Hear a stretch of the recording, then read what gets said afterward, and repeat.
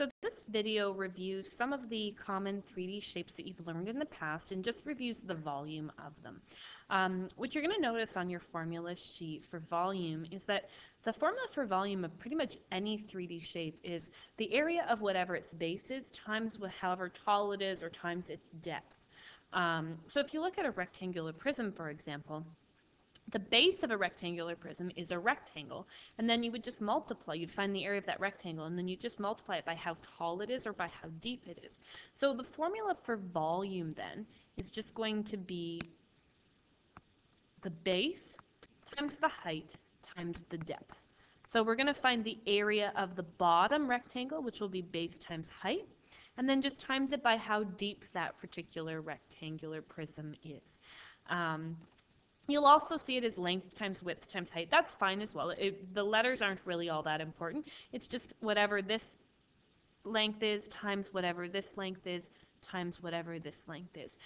Also, quick reminder that units for volume will always be centimeters cubed.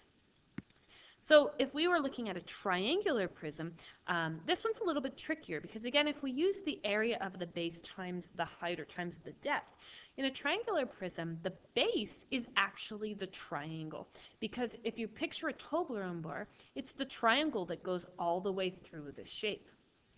So the volume for that then will be, the area of the base is base times height divided by 2, and then we're timesing that by the depth. And that's why the formula for volume of a triangular prism is base times height times depth, and then you divide by 2.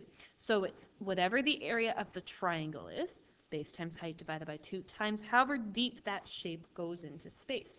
Again, the units are going to be centimeters cubed. And then finally, for a cylinder, same principle.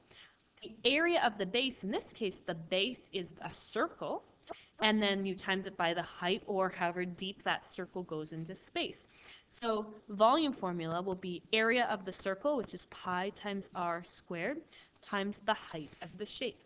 And for all of these formulas, you just are going to plug in your numbers, and you're going to show all your work, and you're going to get an answer in centimeters cubed. So that's just, again, a quick review of the formulas for volume of some of the 3D shapes that you've learned in the past.